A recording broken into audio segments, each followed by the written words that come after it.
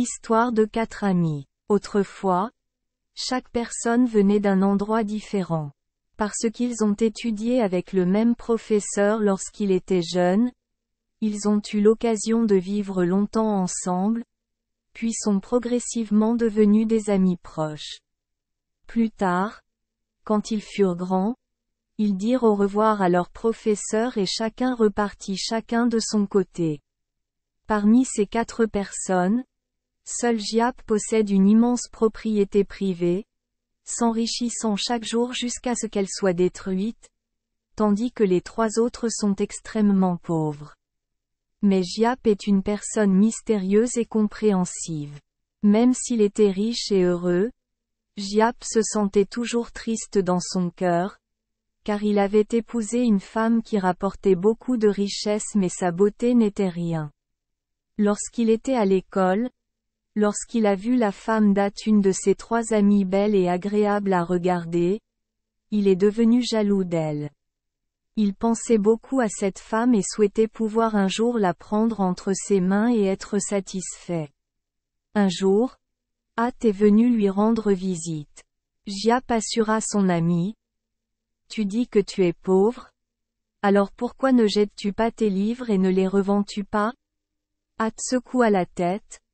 « Pour trader, il faut avoir du capital. Je n'ai pas assez de capital pour échanger et vendre. » Giap plaça alors 100 deniers devant At et dit. « Chez un ami, je suis heureux de vous prêter cette somme d'argent comme capital de départ. Je vais vous parler de quelqu'un que je connais. Vous pouvez échanger avec lui pendant un moment pour vous améliorer dans votre travail.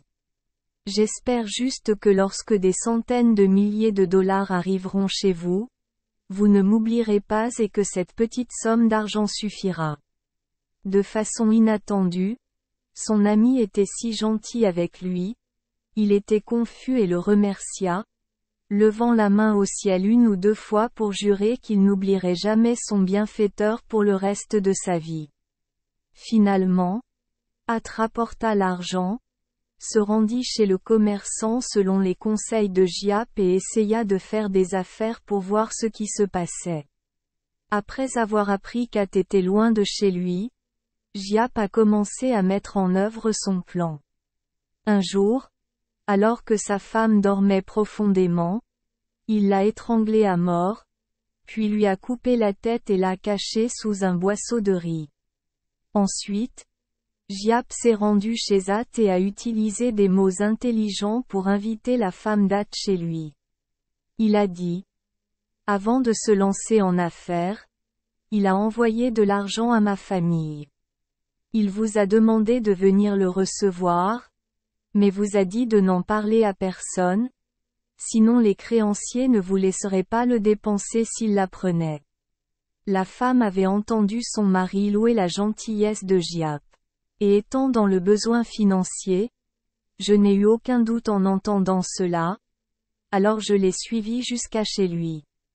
Lorsqu'il a ramené la femme d'At à la maison, Giap a utilisé de l'argent et des paroles douces pour l'amadouer, mais il ne s'attendait pas à ce que la femme soit d'accord avec son mari et préfère mourir plutôt que d'être humiliée.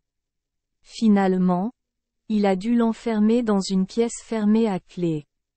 Il a dit à son serviteur de veiller et de donner de la nourriture et de l'eau à la femme d'At chaque jour, dans l'espoir qu'un jour il la forcerait à accepter de vivre avec lui.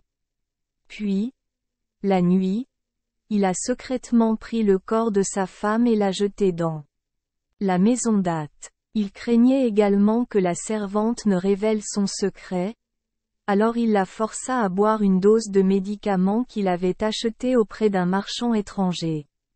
Après avoir bu, la jeune fille a soudainement retiré sa langue, sa bouche a marmonné et elle a parlé sans faire de bruit. Astérisque astérisque astérisque parlons encore d'At.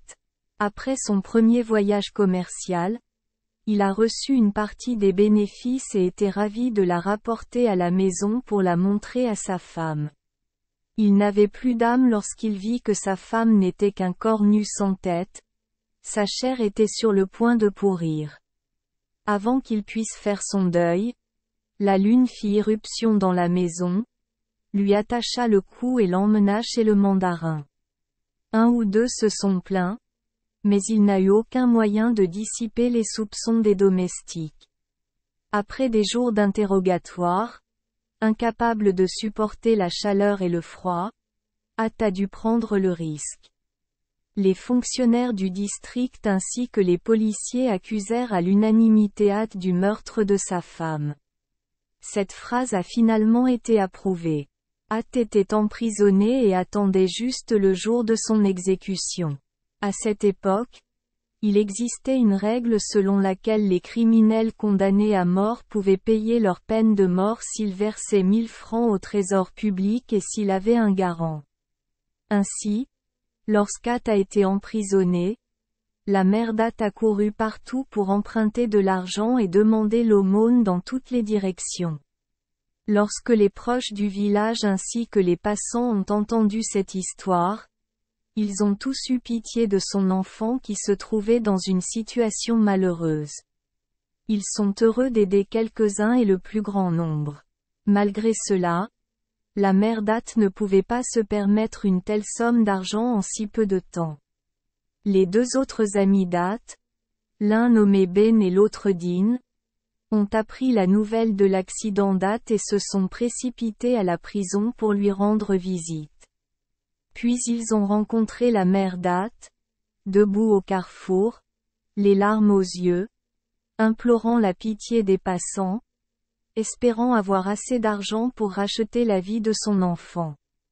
En écoutant la mère d'At raconter l'histoire, Ben et Din se sont soudainement souvenus que Giap était un homme riche et aussi un vieil ami d'At. Peut-être à cause de leur amitié, ils s'entraidaient dans les moments difficiles. C'est dans cette pensée qu'ils ont réconforté la mère d'At et lui ont promis de faire de leur mieux pour le sauver d'une mort injuste. Lorsque Ben et Din arrivèrent chez Giap, ils racontèrent tout ce qui s'était passé chez At. Combien de désastres étaient venus de nulle part et pendaient à leur cou, et comment leur vieille mère trempait sous la pluie et le soleil, implorant la gentillesse de inviter, de l'autre côté de la rue. Enfin, tous deux ont suggéré, actuellement, si nous prêtons et donnons l'argent de nos proches, voisins et visiteurs, plus l'argent de la vente de nos biens immobiliers, nous n'aurons que de la chance. 100 francs. Avec encore 500 francs, nous ne savons que faire, il nous faut donc venir ici faire appel à votre amitié. Il a juste claqué ses ongles et a eu cet argent supplémentaire. S'il vous plaît, sauvez la vie de notre ami proche qui subit un tort injuste. C'est votre devoir ainsi que le nôtre. Mais les deux ne s'attendaient pas à ce que dans le cœur de Giap, ils souhaitent seulement la mort d'At. Afin que tout ce qu'ils pouvaient faire se déroule sans problème. La réponse de Giap les rendit extrêmement surpris et déçus. Qui peut être sûr qu'il n'est pas le coupable? Regardez comment il m'a escroqué sans denier. Il a demandé un prêt, disant que c'était pour faire des affaires. J'étais prêt à lui prêter ce prêt, mais plusieurs fois je l'ai demandé, je n'ai pas pu lui payer un centime. Le meurtrier simule la mort. S'il tue sa femme, Dieu lui fera du mal et même si nous faisons de notre mieux pour la sauver, nous ne pourrons pas nous échapper. Je n'ai pas assez d'argent pour faire une telle faveur. Voyant qu'ils ne pouvaient pas changer le cœur de Giap, Ben et Din décidèrent de se sacrifier pour sauver leur ami.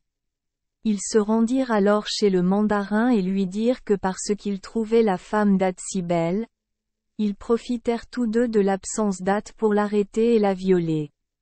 Quand il eut fini, il eut peur qu'elle le dénonce alors il le tua, lui coupa la tête et le jeta dans la rivière pour disparaître. Maintenant, tous deux regrettent énormément, sachant qu'un jour ils seront exposés, ils devraient donc d'abord avouer afin que le nombre ci-dessus soit réduit. Le mandarin entendit l'histoire et ordonna immédiatement la détention de Ben et Din et l'acquittement d'At. La sentence des deux personnes ne s'est pas fait attendre. Ils ont été accusés de mutilation et de défiguration, mais en raison de leur aveu de pouvoir surnaturel, ils ont seulement été condamnés à la décapitation. Et le jour de la résolution du problème est venu. Mais alors que le bourreau était sur le point d'exécuter le couteau, les gens virent soudain une jeune fille essayant de sortir du cercle bondé de gens, se précipitant pour courir devant le mandarin. Ses mains pointaient et pointaient, sa bouche marmonnait, faisant signe d'arrêter. Le mandarin fut surpris, pensant que cette personne devait savoir plus ou moins ce qui se passait ici. Alors il ordonna rapidement au bourreau de s'arrêter et de ramener le prisonnier en prison pour attendre son interrogatoire. De retour dans la salle publique, le mandarin ordonna à un médecin de donner à la jeune fille une tasse de médicament pour guérir son mutisme. Le médicament était très efficace. Dès que la jeune fille l'avait bu, elle disait peu à peu, c'était la servante de Giap. Et elle raconta clairement les actions de son maître à tout le monde. L'affaire était ainsi éclaircie. Les soldats ont reçu l'ordre de se rendre immédiatement chez Giap et d'ouvrir la porte pour rendre la femme date à son mari. Au même moment, le mandarin ferma le gong de Giap et l'emmena en prison pour recevoir la peine de mort, à la place de Bénédine. Pensant à leur amitié, ces deux-là s'efforcèrent de la présenter au mandarin afin que Giap puisse être sauvé de la mort moyennant une rançon de 1000 francs. Finalement, Giap a été temporairement disculpé. Mais alors que le pécheur venait à peine d'être libéré des chaînes et de sortir de la place publique, soudain un coup de tonnerre éclata dans le ciel clair. Le dieu de la foudre sauta à terre et le frappa soudainement. Et alors que les gens transportaient le corps de Giap le long de la route, un tigre a sauté de quelque part dans les buissons, a saisi le corps et l'a emporté. Horreur. Le peuple cambodgien a une histoire qui comporte certains détails similaires à l'histoire ci-dessus. C'est l'une des 12 histoires de jugement du Bodhisattva, Roa. Un jour, une belle femme mariée alla prendre un bain. Il y avait un gars qui restait là à regarder et qui ne voulait pas lâcher prise. La femme lui a dit de s'en aller, mais il n'a toujours pas écouté, exigeant de pouvoir manger et s'allonger. En fin de compte, elle était si crédule qu'elle l'a laissé la satisfaire, mais après avoir terminé le travail, il a toujours refusé de rentrer chez lui, exigeant qu'elle se marie avant qu'elle n'accepte. D'accord. Nous trouverons un moyen.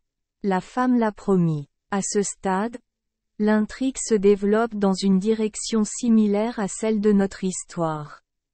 Lorsqu'ils virent le corps d'une femme morte flotter au loin, ils le rapportèrent tous les deux secrètement, de sorte que lorsque le mari de la femme dormait profondément, ils le mirent secrètement au lit et les emmenèrent ensuite ensemble après avoir allumé le feu dans la maison. Le mari s'est réveillé paniqué et n'a réussi qu'à s'enfuir. Lorsque le feu s'est éteint, il a vu le cadavre et était convaincu que sa femme s'était endormie et avait été brûlée vive. Alors il l'a enterrée. Quelque temps plus tard, l'ex-mari se rendit au travail et retrouva un jour sa femme. Une dispute éclate entre les deux hommes. L'amener au roi. Le roi a dû juger et ordonner à quelqu'un de porter un grand tambour. Il a d'abord forcé la femme et son ex-mari à porter le tambour du matin à l'après-midi. Les deux personnes ne se dirent rien. Le lendemain, le roi lui fit encore porter le tambour comme hier, mais cette fois-ci, celle qui devait le porter était la femme avec son nouvel époux. En chemin, la femme dit: « Si j'étais fidèle à mon mari, je ne souffrirais pas ainsi. » L'autre personne a répondu: « Oubliez ça.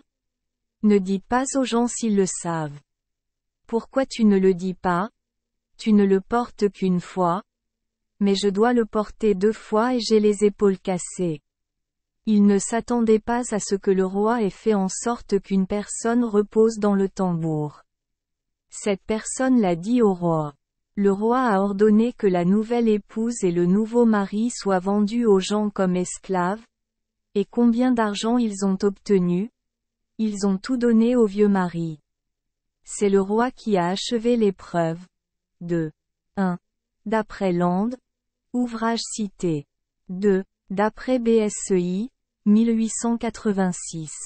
Merci les enfants des Esperluette Croisillon 39. Avoir écouté des contes de fées au jour Esperluette Croisillon 39. 8. Espérons que les histoires apporteront aux enfants des moments heureux et significatifs. Si vous aimez notre chaîne, veuillez appuyer sur le bouton S Esperluette Croisillon 39. Abonner, pour ne manquer aucune histoire intéressante. Je vous souhaite une bonne nuit de sommeil et de beaux rêves. Rendez-vous dans la prochaine histoire.